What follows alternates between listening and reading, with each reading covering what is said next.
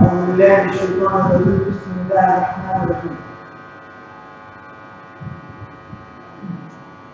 सब बंद करा है। والضحى والليل إذا سجى ما ودعك ربك وما قلى وللآخرة خير لك من الأولى ولسوف يعطيك ربك فترضى ألم يجدك يتيما فآبى ووجدك ضالا فهدى ووجدك عائلا فأغنى فأما اليتيم فلا تقهر وأما السائل فلا تنهر فأما بنعمة ربك فحدث. मैं दरखास्त करूँगा मतलब अल्लामा से अल्लाह तआला साहब से कि वो निकाह की काबिलात की शुरुआत करें। हेलो, ये भी लेना है।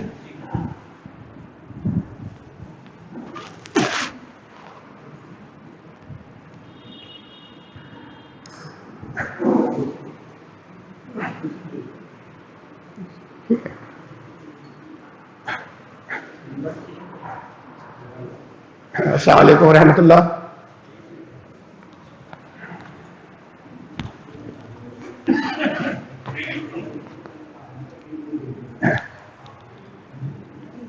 हज़रात गिरामी,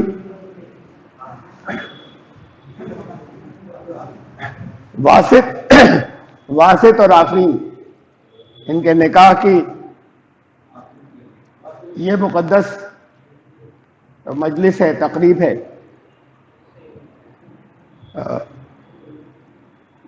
ये अगर जहां कहीं भी निकाह होते हैं, एक लड़का और एक लड़की आपस में एक दूसरे को पसंद करके साथ रहना शुरू कर दें, जिंदगी भर साथ रहें, एक दूसरे का ख्याल भी बहुत रखें, इसे लोग बदकारी कहते हैं और उस पर लानत मलामत करते हैं। और यही रिश्ता जब कायम होता है निकाह के साथ तो मुबारकबाद देते हैं और गिफ्ट्स और तोहफे भी लेकर आते हैं। इन दोनों में फर्क क्या है?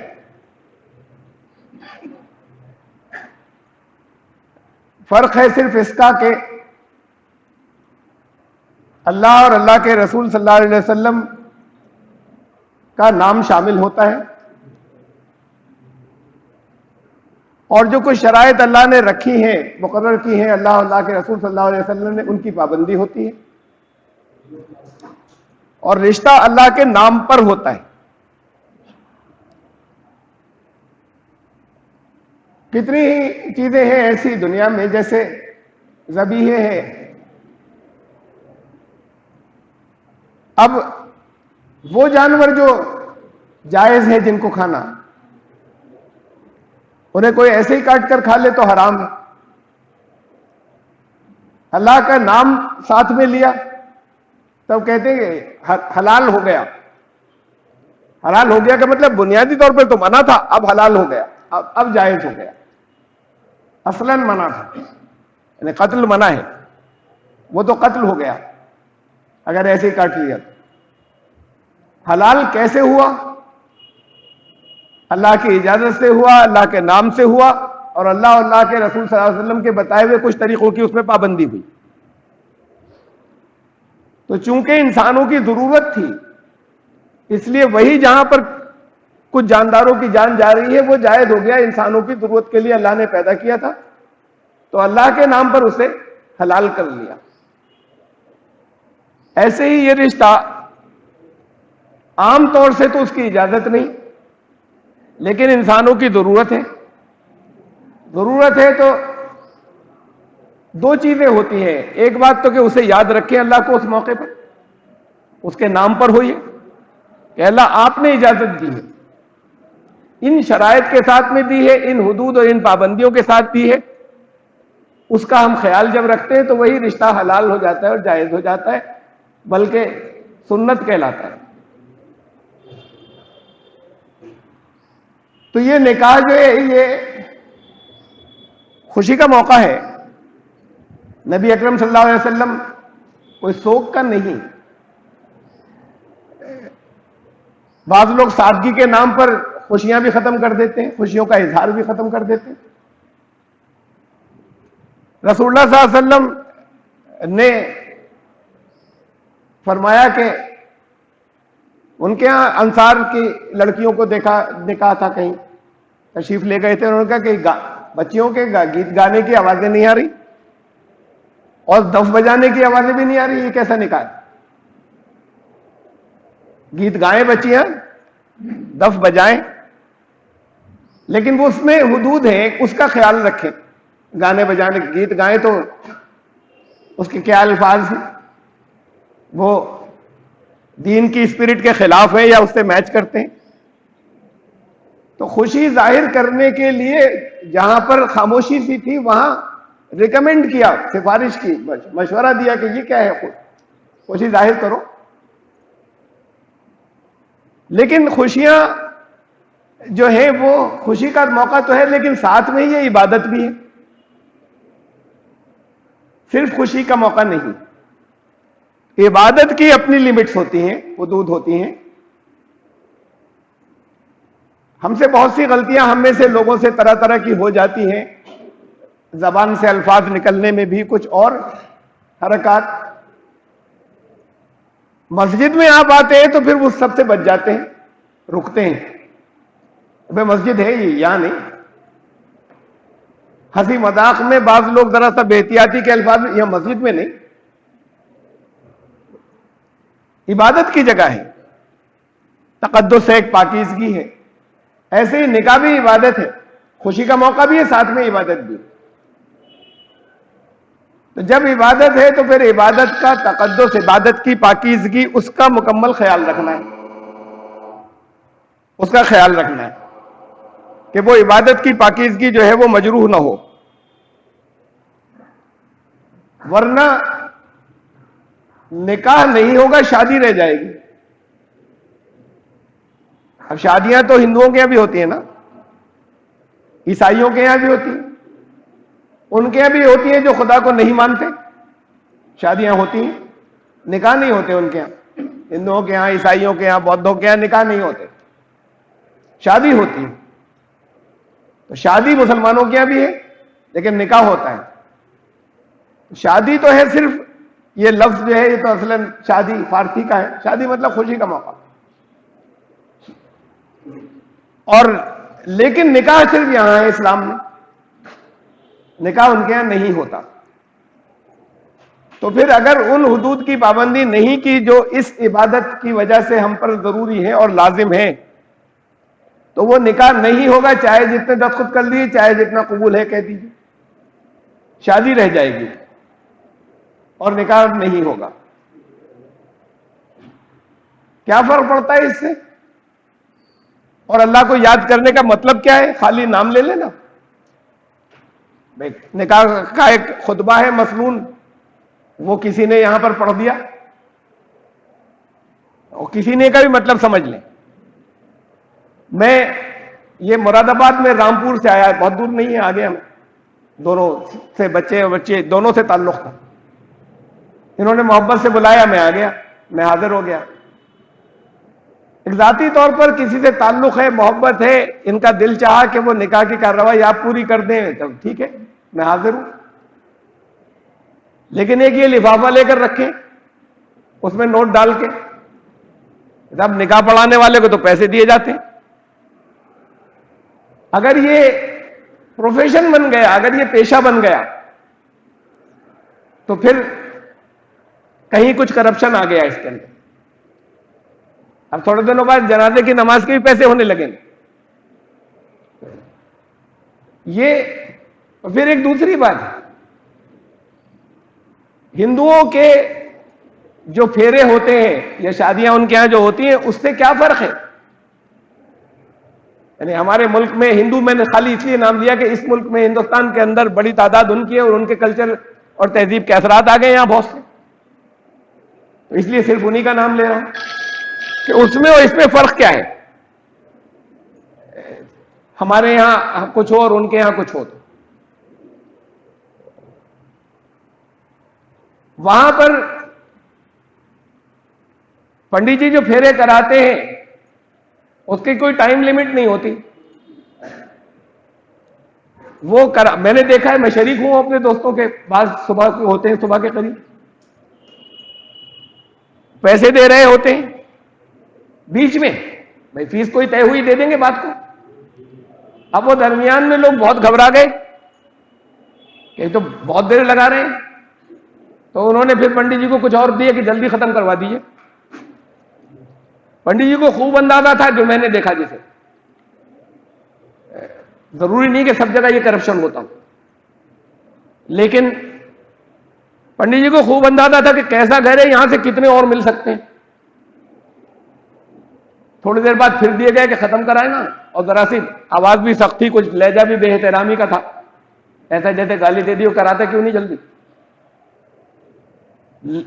तो अब बुरा भला भी कह रहे हैं, जरा बिल्कुल कोई मुगल्लदात तो नहीं, लेकिन सही जिस अंदाज में बात कर रहे हैं, गालियां भी दे रहे हैं, लेकिन मजबूर है कि जब वो पूरा करेंगे, उन्हें जब अंदाजा ये हो गया कि यहां से जितने मिल सकते हैं इतने ही मिलेंगे, तो वो उन्होंने पूरा करा दिया। वो जो कुछ भी सुहा करा रहे थे, तो वहां कम पूरा हो गया। वो मजबूर है कि वही कराएंगे। ये मजबूरी यहां क्यों आ गई आपके यहां? ये तो एक करप्शन की बात थी, सबके यहां नहीं होता होगा ऐसा। मैं खास तौर से कोई हिंदू कल्चर को बुरा नहीं कह रहा, लेकिन इतना तो है कि वही कराएंगे, उनके बगैर नहीं होगा। एक खास तबका है, वो पंडे आपके यहां भी हो गए, वो कराएंगे तो होगा, वरना नहीं होगा। लड़की के वालिद क्यों नहीं करा सकते? लड़के के वालिद क्यों नहीं करा सकते? भाई 3 आयात है खुतबे निकाह में। असल में तो खुतबे निकाह सुन्नत है, अगर ना हो तब भी निकाह हो गया, होना चाहिए, सुन्नत है। उसमें 3 आयात है मसनून खुतबे निकाह में, छोटी छोटी, याद कर ले। अगर याद नहीं हो सकती, देखकर पढ़ दे। नमाज में तो है नहीं, नमाज से बाहर है, उसे देखकर पढ़ दे और इजाब व कबूल करा दे। तो ये कोई भी करा सकता है ना। लेकिन हम कुछ लोगों को हमने पाबंद किया, फिर उनको फीस देकर और पैसे देकर लाते हैं। तो ये ऐसे ही हो गया जैसे उनके यहां हुआ करता है। इस्लाम ने चीजों को बहुत सादा और सिंपल रखा था। इस्लाम ने जिना को, बदकारी को मुश्किल बनाया था, बहुत मुश्किल बना दिया था।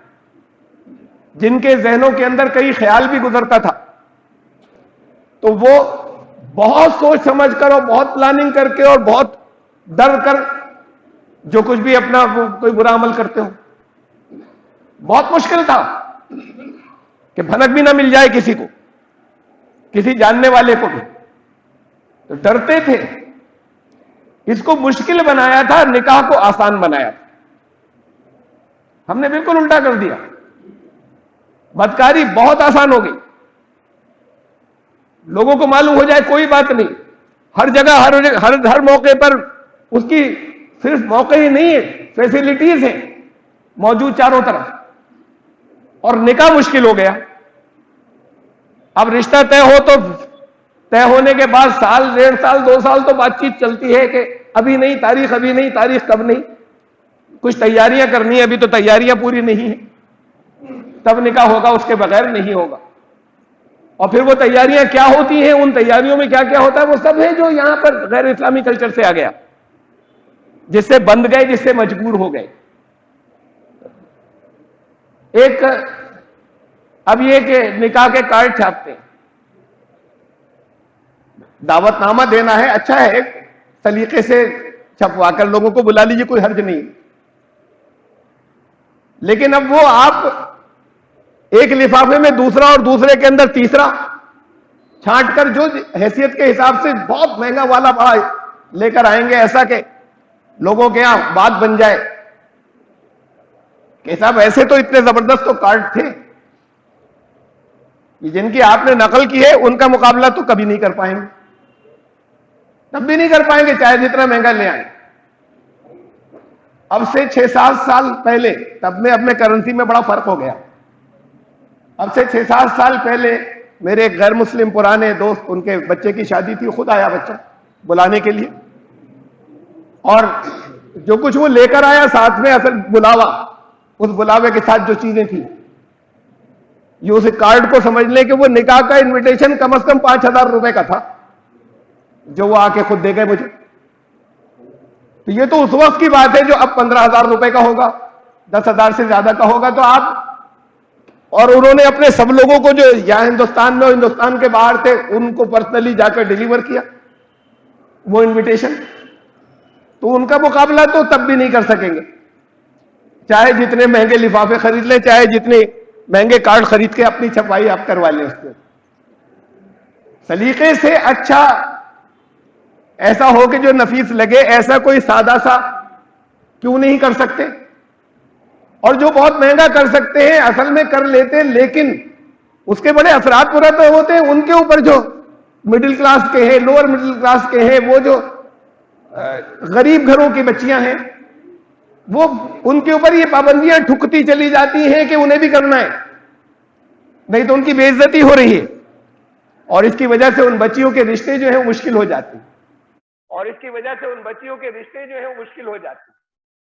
इस्लाम ने तो बड़ा सादा रखा था। नबी अकरम सल्लल्लाहु अलैहि वसल्लम ने एक सहाबी, हज़रत रहमान का वाक़या, कपड़े पर खुशबू का या इत्र का निशान लगा हुआ था, पीले रंग का। पूछा कि अब्दुर्रहमान ये निशान? कहने लगे क्या है या रसूलल्लाह, कल मेरा निकाह था।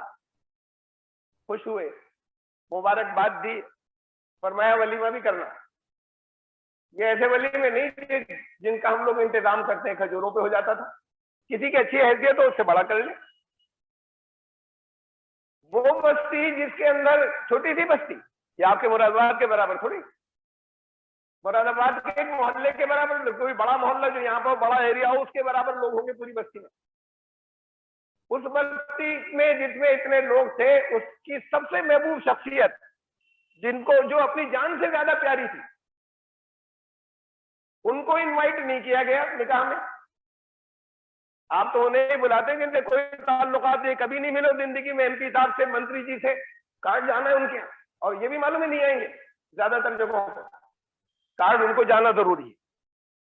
और उनको इनवाइट नहीं किया गया। नबी अकरम सल्लल्लाहु अलैहि वसल्लम को इनवाइट करना दूर की बात, इत्तिला भी नहीं दी गई, मुलाकात के बाद भी नहीं बताया। उन्होंने, आपने पूछा तो किया गया रसूलल्लाह कल मेरा निकाह था। इतना आसान कर दिया था इस्लाम ने निकाह। और अब उतनी ही आसान जो है वो बदकारी हो गई जितना आसान निकाह था। जायज चीज मुश्किल हो गई, नाजायज चीज चारों तरफ है, बहुत आसान है, कोई दिक्कत नहीं किसी को। अब तो कहीं कहीं ऐसा भी होता है, पैसे भी खर्च नहीं करने पड़ते, कुछ खर्च भी नहीं होता।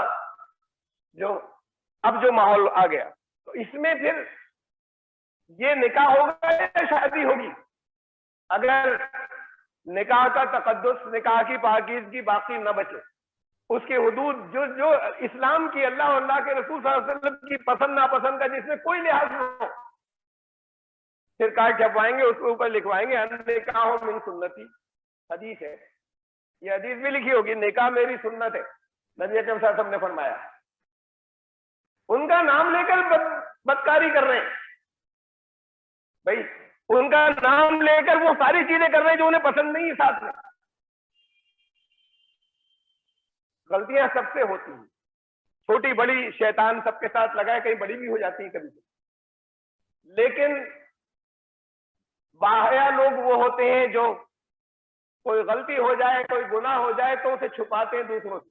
गलती हो गई, अल्लाह से तौबा करें, किसी को पता न चल जाए। जिनको इसकी परवाह नहीं होती कि किसी को पता चले या न चले, सब हुआ करे लोगों को मालूम, वो बेहया कहलाते, बेशरम। हम जो कुछ भी कर रहे हैं, जिन चीजों को माशरा, सोसाइटी, शरीफ लोग गुनाह समझते हैं, बुरा समझते हैं, हम कर रहे हैं, करेंगे। इससे क्या मतलब, लोगों को मालूम है, हुआ करे कि बेहया और बेशरम होते हैं। और इससे आगे का दर्जा है, बेहयाई बेशर्मी का काम करें, अलल ऐलान करें, चौराहों पर करें, उसका शोर मचाएं, उसकी पब्लिसिटी करें और कहें ये सुन्नत है, ये तो बगावत है। ये उस बेशर्मी से आगे की बात है कि उसे सुन्नत का नाम दे दे। कम से कम सुन्नत मत कहिए उसे शादी कह लीजिए, उसे तकरीब कह लीजिए, उसे कुछ जो दिल चाहे कह दीजिए, उसे सुन्नत का नाम तो मत दीजिए जिसके अंदर सुन्नत की धज्जियां उड़ाई जाए, कोई लिहाज नहीं रखा जाए। हमारे जज्बात हैं, हमारी तमन्नाएं हैं, हमारे अरमान हैं, हमारे स्टेटस की बात है, हमारी नाक की बात है, खानदान में, बिरादरी में, सोसाइटी में, समाज में। ये बगावत है। उनका नाम लेकर हम, कम से कम नाम मत लीजिए। और बगावत अल्लाह अल्लाह के रसूल से करके कोई कामयाब नहीं होता, मुमकिन नहीं कामयाब हो जाए जंग करके उनसे। ये जंग है, ये ऐलाने जंग है। मकसद क्या है निकाह का? बहुत से मकासद है, उनमें से एक मैं कुरान से बता रहा हूं, आप अल्लाह के कलाम से। बिस्मिल्लाहिर्रहमानिर्रहीम। वमिन आयाति अन खलक़ लकुम मिन अनफुसिकुम अज़वाजन लितस्कुनु इलैहा। उसकी आयत में, अल्लाह की इसके निशानियों में से एक ये भी है कि उसने तुम्ही में से तुम्हारे जोड़े बनाए। लितस्कुनु इलैहा, तुम्हारी जिंदगी में सुकून आ जाए इसकी वजह से।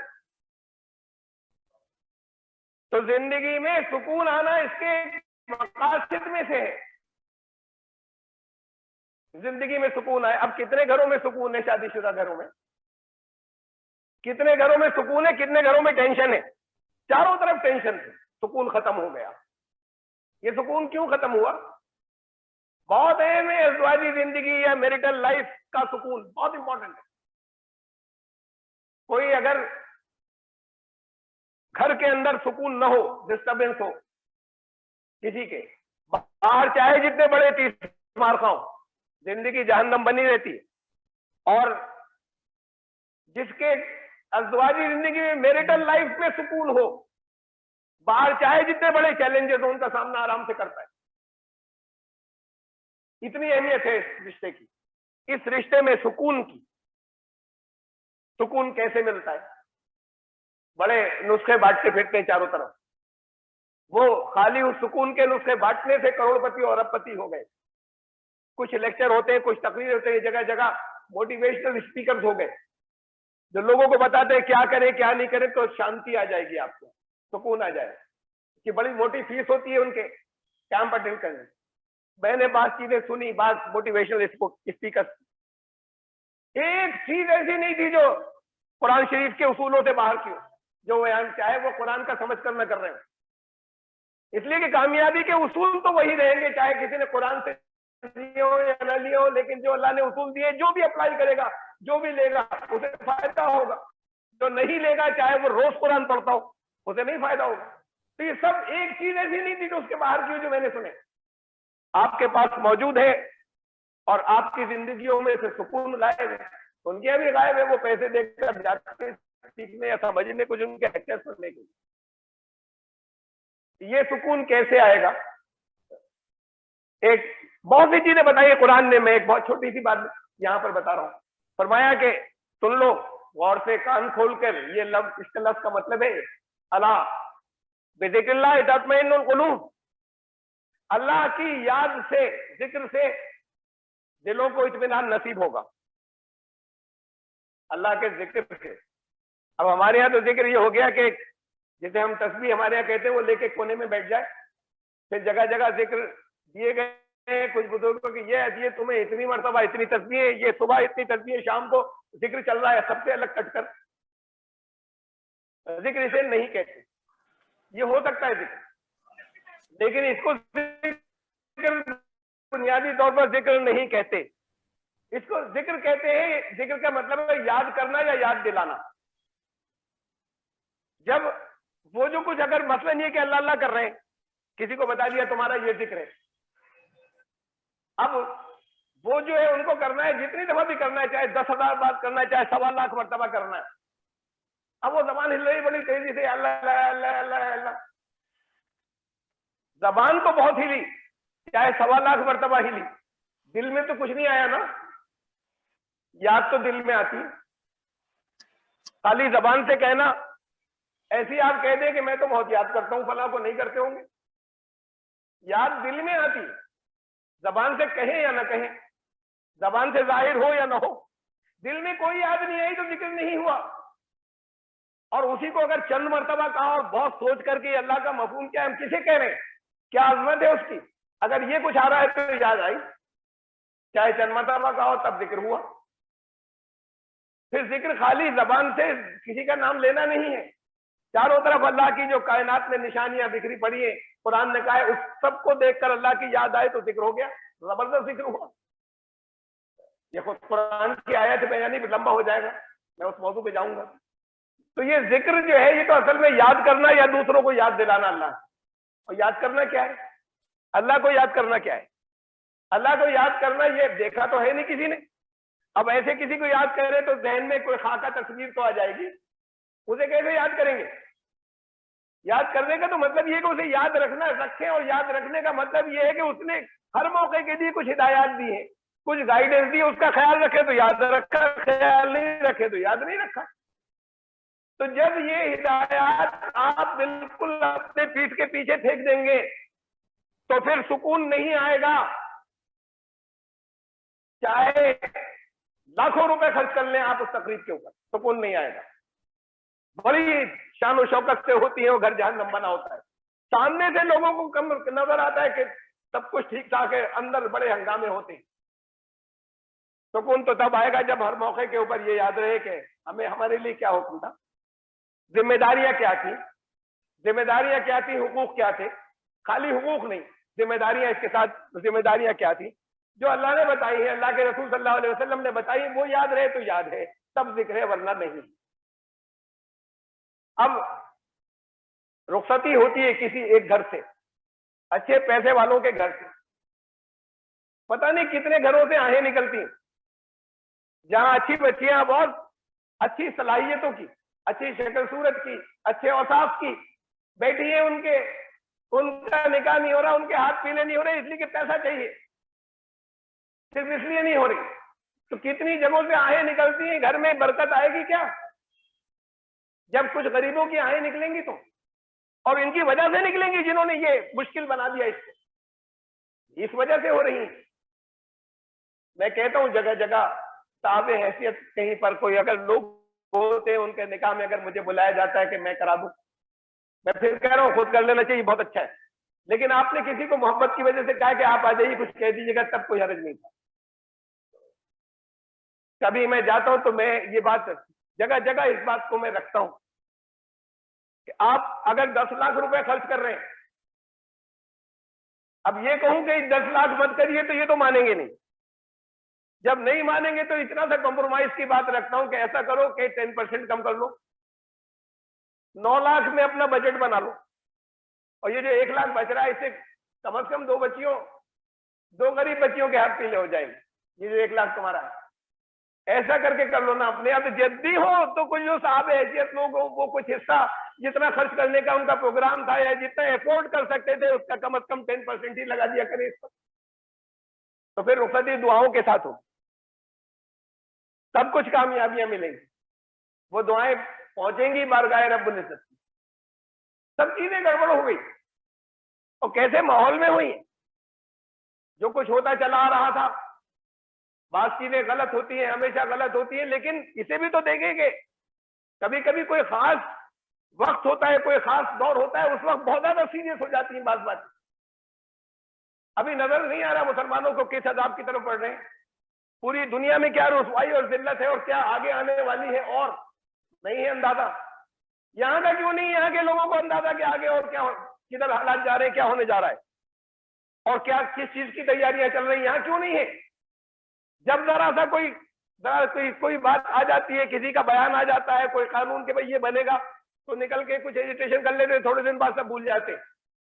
ये नहीं मालूम कि एक स्कीम चल रही है, एक प्रोग्राम चल रहा है, वो बढ़ रहे हैं उस तरफ लगातार, और कोई होश नहीं है कि कितने सख्त हालात आने वाले हैं। इस वक्त भी ऐसा नहीं करेंगे कि उसे, इसलिए कि उससे निजात तो तभी भी कौन दिलाएगा, वही दिलाएगा। क्या कोई आरएसएस है, क्या कोई वीएचपी है, क्या कोई बजरंग दल है, क्या कोई शिवसेना ऐसी है जो अल्लाह के मर्जी के खिलाफ आपको दुख दे जाए? अगर उनसे आपको तकलीफ कहीं पहुंच जाए या वो तकलीफ पहुंचने का उनमें से कोई प्रोग्राम बना लेता है तो वो अल्लाह की मर्जी से होता है। अल्लाह की मर्जी, अल्लाह न चाहे तब भी हो जाएगा। ये सजा उनके हाथों दिलवाई जा रही है आपको, इसका एहसास नहीं है। तो फिर जिसके हाथ में सब कुछ है, सरेंडर क्यों नहीं करते? सरेंडर क्यों नहीं करते जिसके हाथ में सब कुछ है? क्यों नहीं अपने आप को बिल्कुल उसके हवाले करते हैं कि भाई ये है सुकून देने वाला, ये है शांति देने वाला? ऐसा क्यों नहीं करते? असल में सारा सुकून, सारी शांति जिसे जहां मिलेगा, दुनिया में किसी को भी मिलेगा, चाहे मुसलमान हो चाहे गैर मुस्लिम, पता हो या ना हो कि ये उसका दिया हुआ कानून है, लेकिन लाइल्मी में करे चाहे जानकर समझकर करे, उसके कानून की पाबंदी करेंगे तो शांति आएगी, नहीं तो नहीं आएगी, सुकून आए वरना नहीं आएगा। अब इस मौके के ऊपर यहाँ इसे देखिए, इसे गौर करें कि अब आपको और ज्यादा जरूरत है इस बात की कि उसने जो कुछ कहा था उन चीजों की पाबंदी करें। अब पाबंदी का नाम आता है, कहते हैं नमाजें पाबंदी से पढ़ें, रोजे जो है आपकी ठीक से रखें। अच्छी बात है, जरूरी है, लाजमी है। ये तो आपके, इसके बगैर तो आपकी जिंदगी पूरी नहीं होती। इसके बगैर ये इंफरादी जिम्मेदारियां हैं। लेकिन ये समझ लीजिए कि आप, ये तो है इंडिविजुअल इंफरादी जिम्मेदारी हर एक की, जितने ईमान वाले हैं, कि जो बातें ये कही गई, मैंने नाम लिया दो का, और बहुत सी जरूरी चीजें हैं, ये हर एक की इंडिविजुअल जिम्मेदारी है। कुरान ने कहा था वहां खलक़तुल जिन्न वल इंसा इल्ला लियअबुदून, सबको बंदगी की जिंदगी गुजारनी, इसलिए बनाया, इसलिए पैदा किया। लेकिन ये सब मिलकर ईमान वाले उम्मत कहलाए। ये उम्मत क्या है? जो मिलकर कहला रहे हैं उम्मत बन गई। जैसे बहुत से लोग किसी मकसद के लिए इकट्ठे होते हैं एक जगह, उसे कहते हैं तंजीम, संस्था, ऑर्गेनाइजेशन। कोई ऑर्गेनाइजेशन तब तक नहीं बनती, कोई तंजीम, कोई संस्था उस वक्त तक नहीं बनती जब तक उसका कोई ऑब्जेक्टिव नहीं हो, कोई उद्देश्य नहीं हो, कोई अगराद व मकासद नहीं।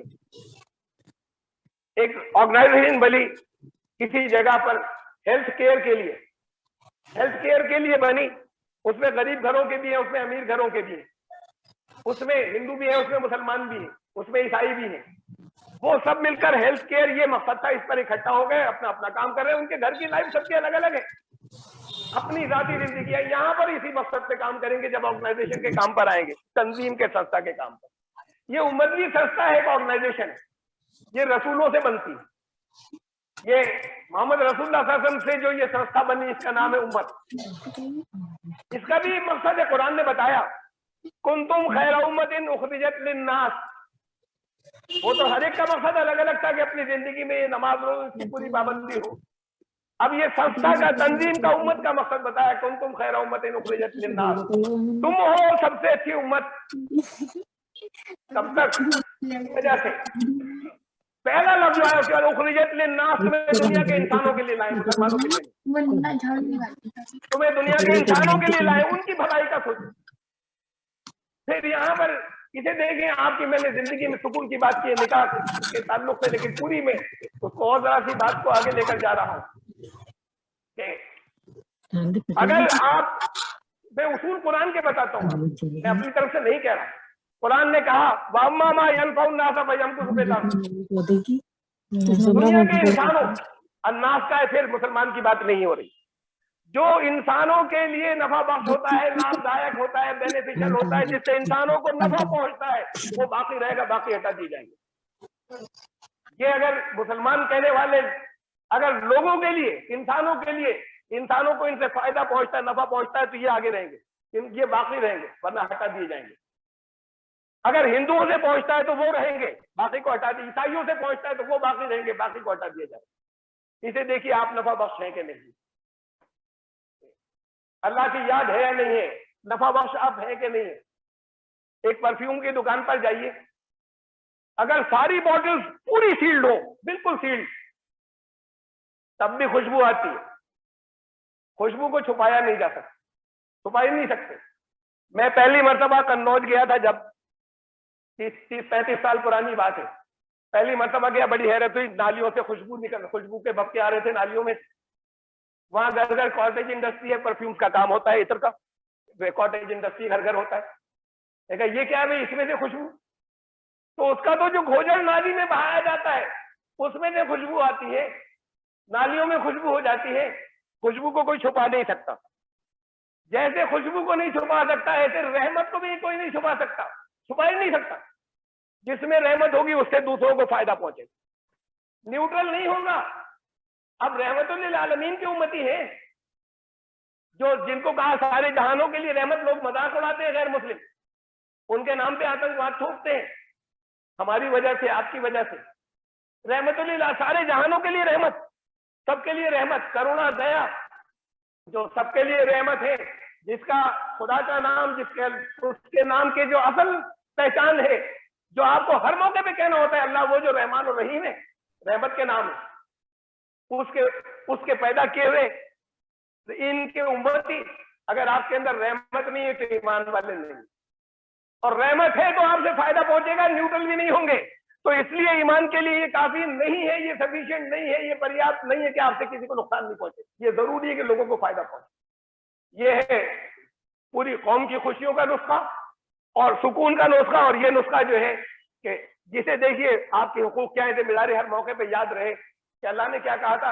आपके ये जो छोटे छोटे से जिन्हें अहमियत नहीं देते, जिसकी वजह से नाक लंबी होती है, इस मौके पे भी याद रहे क्या कहा था, तब सुकून आएगा वरना नहीं आएगा, तब शांति मिलेगी वरना नहीं आएगी, जब उसके उसूलों के ऊपर अपन अमल करेंगे। तब एक छोटे सा जिस्म के अंदर बड़ा छोटा सा टुकड़ा है, जैसे आप हार्ट कहते हैं, दिल कहते हैं, जो दिल धड़कता है।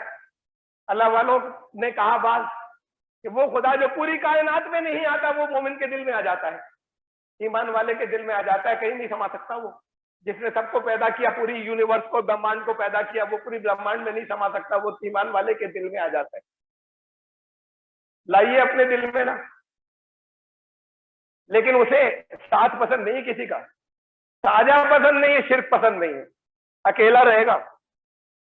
आप कहते हैं हमारी तमन्नाएं भी रहेंगी, आप जरा सा और कोने में हो जाइए, बाकी में तो हमारी तमन्नाएं ये तो नहीं निकलेंगी, ये तो साथ में रहेंगी। तो आपकी तमन्नाएं रहेंगी तो वो नहीं आएगा, इसे साफ करेंगे तब आएगा वो।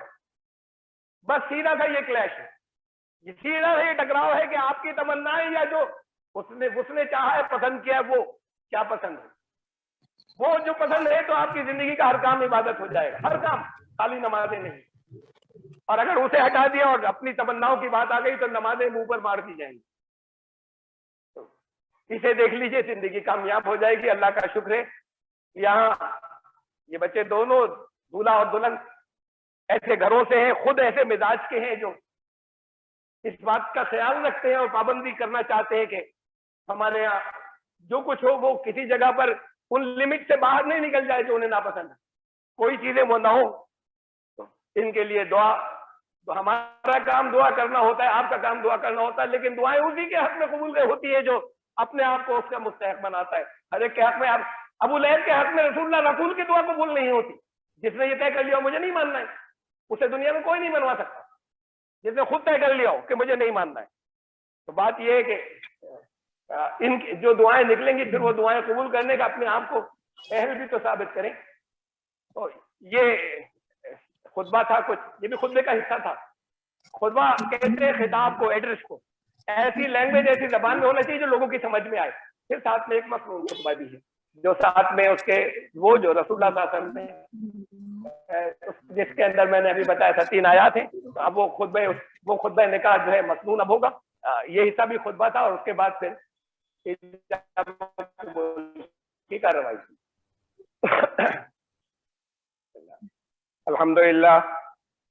अल्हम्दुलिल्लाह नहमदुहु व नस्तईनुहु व नस्तगफिरुहु व नु'मिनु बिही व नतवक्कलु अलैहि व नऊज़ु बिल्लाहि मिन शुरूरि अनफुसिना व मिन सय्यिआति अमालिना व मन यहदिल्लाहु फला मुदिल्ल लहु व मन युद्लिल फला हादिय लहु व नशहदु अल्ला इलाहा इल्लल्लाहु वहदहु ला शरीका लहु व नशहदु अन्ना सय्यिदना व नबियना मौलाना अहमद मुस्तफा मुहम्मद मुस्तफा महमूद मुर्तज़ा रसूल नबी अम्मी व अला आलिहि व सहाबिहि अहले बैतिहि व अज़वाजिहि व ज़ुर्रिय्यतिहि बारिक व सल्लम। व सलामुन अला जमीइल अंबिया वल मुरसलीन व सिद्दीकीन व शुहदा व सालिहीन। अल्लाह ताला फिल कुरानिल अज़ीम बिस्मिल्लाहिर रहमानिर रहीम या अय्युहल्लज़ीना आमनु तक़ुल्लाह हक़्क़ तुक़ातिही व ला तमूतुन्ना इल्ला व अंतुम मुस्लिमून या अय्युहन्नासु तक़ू रब्बकुमुल्लज़ी ख़लक़कुम मिन नफ़्सिन वाहिदा व ख़लक़ मिन्हा ज़ौजहा व बस्स मिन्हुमा रिजालन कसीरन व निसा वत्तक़ुल्लाह अल्लज़ी तसाअलून बिही वल अर्हाम इन्नल्लाह काना अलैकुम रक़ीबा या अय्युहल्लज़ीना आमनु तक़ुल्लाह व क़ूलू क़ौलन सदीदा युस्लिह लकुम अअमालकुम व यग़फिर लकुम ज़ुनूबकुम व मन युतिअल्लाह व रसूलहु फ़क़द फ़ाज़ फ़ौज़न अज़ीमा क़ाल रसूलुल्लाह सल्लल्लाहु अलैहि वसल्लम अन-निकाहु मिन सुन्नती फमन रग़िबा अन सुन्नती फलैसा मिन्नी औ कमा क़ाल रसूलुल्लाह सल्लल्लाहु अलैहि वसल्लम।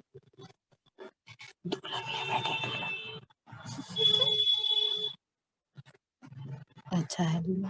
वकील गवाह साहब करीब तशरीफ ले आए। ठीक है, निकाह में दो तीन चीजें और बता दूं मैं कि निकाह में ये वकील गवाह, ये नाम तो सारे मुसलमान जानते हैं कि यहाँ होता है दूल्हा दुल्हन का निकाह होता है। वकील का मतलब वही होता है जैसे आपकी अदालतों के वकील हो। वकील का मतलब होता है कि मैं खुद वहां पर नहीं आ रहा या आ रही, तो मैं आपको पावर ऑफ अटॉर्नी दे दी, अब आप हमारी तरफ से करें जो कुछ कर रहे हैं। ये वकील जब लड़का और लड़की दोनों एक जगह जब नहीं हो सकते या नहीं है, तो इन दोनों में से कोई एक, ऐसा भी हो सकता है कि लड़के का निकाह पहले हो और वकील गवाह जाए, वहां निकाह हो जाए। रसूलुल्लाह सल्लल्लाहु अलैहि वसल्लम का एक निकाह ऐसे हुआ था, वहां इथियोपिया के अंदर, उस जमाने में हबशा कहलाता था। रसूलुल्लाह सल्लल्लाहु अलैहि वसल्लम ने यहां से पैगाम भेजा था तुम्हें हबीबा के निकाह का पैगाम यहां से भेजा, सहाबी गए, यानी यहाँ से इब्न चला गया। अब वहां जाके बादशाह नजाशी ने निकाह करा दिया हजरत उम्मे हबीबा को बुलाकर, तो वहां बात को कबूल यहां से पहले हुआ। हमारे यहाँ यही सहूलत का है और ऐसे ही ज्यादा मुनासिब होता है कि पहले लड़की का इज़्न ले लेते हैं, तो फिर वो अपना कोई वकील मुकर्रर करती है कि भाई ये पावर ऑफ अटॉर्नी दे दी, मुझे कबूल है। पहली बात तो उसने इजाजत दी, दूसरी बात ही उसे मालूम हो किससे निकाह हो रहा है, मेहर वगैरह के बारे में मालूम। ये दो बातें जरूरी होती हैं, और अपने कानों से सुना हो इजाजत को दो गवाहों ने। फिर ये उसके बाद वो गवाह वकील यहाँ आते हैं और असलन वकील कराता है निकाह। जैसे अदालत में वो वकील केस पेश करता है, तो यहाँ भी निकाह ये तो खाली कार्रवाई पूरी कराने के लिए दरमियान में कोई और है, वरना असलन उसमें अल्फाज भी ये होते हैं कि इन्होंने निकाह में दिया, वकील साहब ने निकाह कराया। तो अब ये तो हुआ वकील गवाह का। लोगों को आमतौर से नहीं मालूम है कितने निकाह, बहुत से ऐसे रहे कि जहां पहुंच गए, अब पहुंचने के बाद ये हुआ कि भाई लाइए वकील गवाह साहब है, उनका वो तो अब तक नहीं आए, आए नहीं, पता नहीं क्या हो गया। अच्छा ये तुम आ जाओ भाई, ये वकील है। तो ऐसा नहीं होता ये वकील है, इजाजत ली, लड़की ने आपको वकील बनाया, या आप थोड़ी रास्ते से किसी को पकड़ लोगे, अच्छा इनका नाम लिख लीजिए, अब फिर से जाना होगा इनको लेने के लिए, इन्हें वकील बनाएगी, वो अपनी परमिशन देगी। ये एक अहम बात है, ऐसा नहीं होता चाहे जिसका नाम उठाकर लिख दिया और चाहे जिसको गवाह बना दिया, उसके सामने उन्होंने हाँ कहा हो, कबूल कहा हो, तब वो वकील गवाह हो। एक चीज और समझ लें खाली मेहर के बारे में। ये मेहर जो है ये आम तस्वुर बन गया है, ये इस्लाम में होता है और जगहों पर नहीं होता। मेहर लड़की की कीमत नहीं होती, ये मेहर कोई ऐसी चीज नहीं होती कि इतने पैसे देके खरीद लिया। ये कोई लड़कियां बाजार में देखने की चीज नहीं है कि पैसे देके ले आए, ये उसकी सोशल सिक्योरिटी होती है, समाज इस्लाम ने मुकर्रर किया है।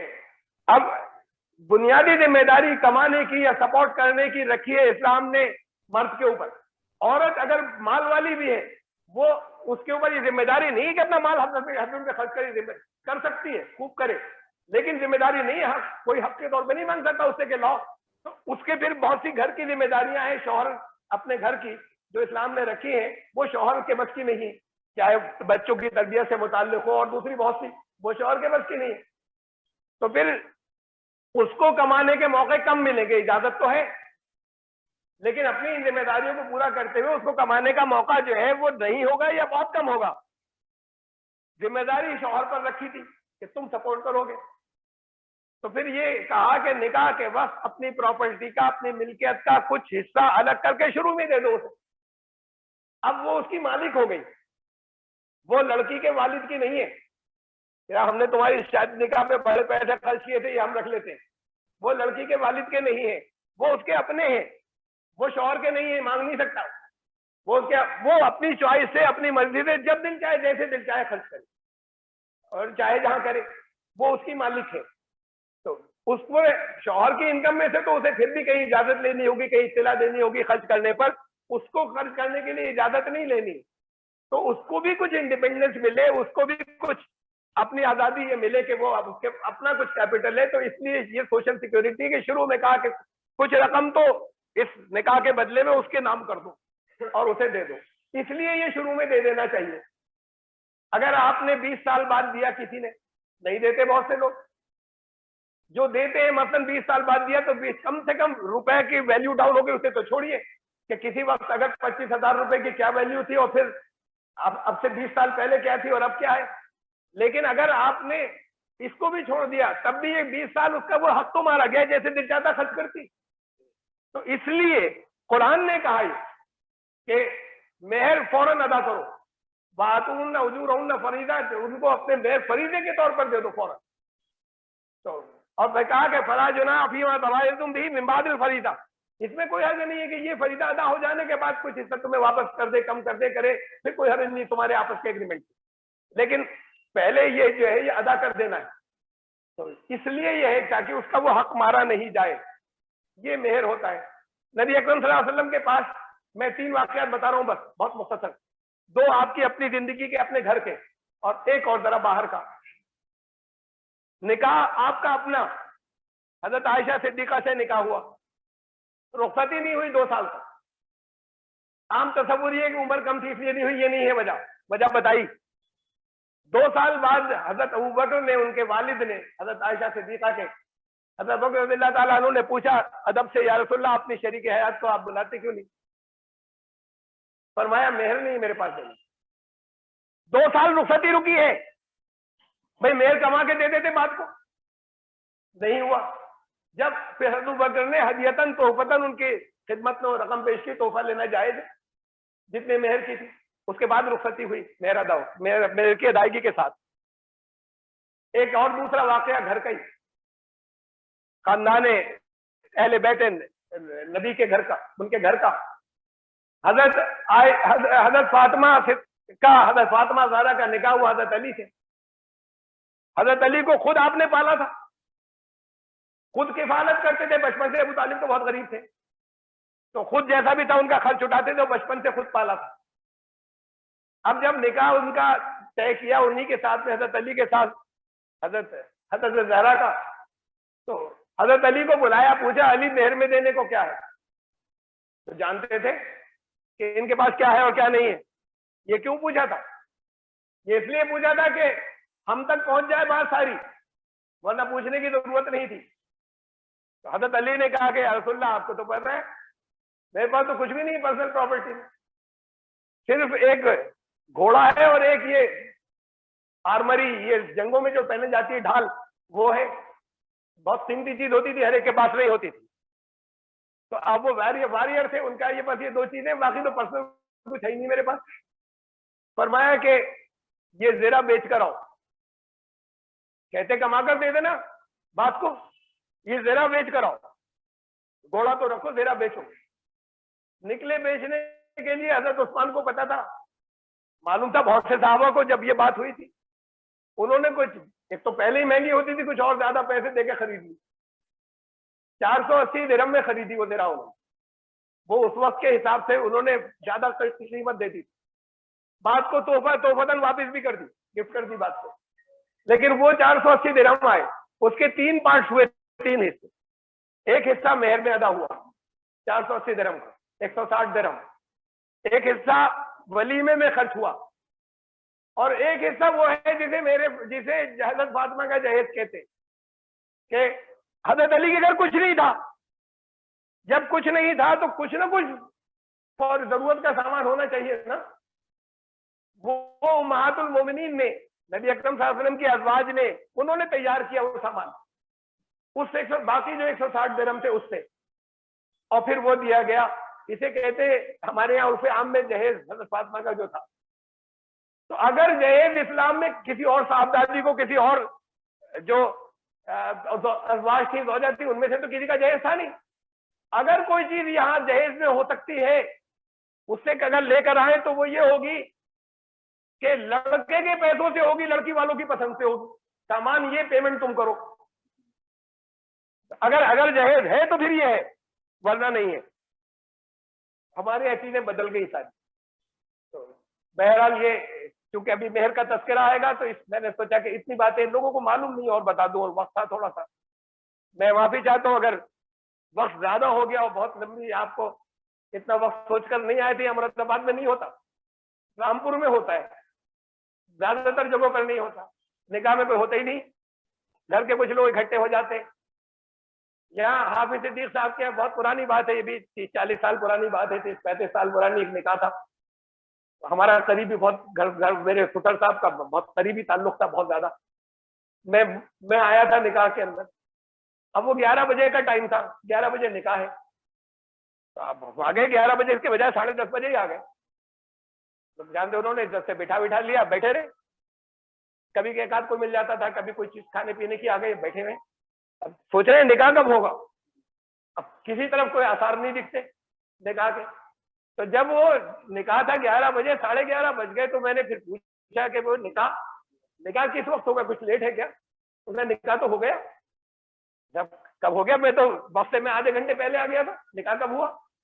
जब वो घर के लोग इकट्ठा हो गए तो हमने 10 बजे कर लिया। तो निकाह से कोई मतलब ही नहीं होता। हमने ये होता है कि भाई निकाह का मतलब लोगों के यहाँ पर ये होता है कि एक लिफाफा लेकर आते हैं और जहाँ खाना हो रहा होता है वहां चले जाते हैं, और वहां पे वो लिफाफा दिया, खाना खाया, लिफाफा दिया, चले आए। ये है निकाह। निकाह तो यहाँ होता है, इसकी कोई अहमियत नहीं है, सब जगह खत्म हो गया यहाँ पर। तो इसे देखिए कि कुछ चीजें जो है वो वापस आए। वो खाना जो है वो मसनून, वो वलीमा ठीक है, सुन्नत है, वो पैसे देना बिल्कुल लाजिम नहीं था। लेकिन आप निकाह जो असल तो तकरीब या असल जो महफिल है या मजलिस है, वो तो निकाह है। ना कोई पूछता है, ना कोई मालूम करता है, ना वो वक्त की कोई पाबंदी करते हैं, दिल चाह पहले कर लिया, दिल चाह बाद में कर लिया। बहरहाल ये निकाह की, इसमें आप लोग इतनी देर रुके, मुरादात के लोगों को नहीं आदत होती है, तो इसलिए कोई चीज अगर आपको जबरदस्ती रुकना पड़ गया तो मैं माजरत चाहता हूँ। लेकिन बहुत सी चीजें ऐसी हैं कि जो इसके अंदर पहुंचाने की होती है, और खुतबे का मतलब ये होता है कि उस मौके से मुताल्लिक आपको मालूम हो जाए।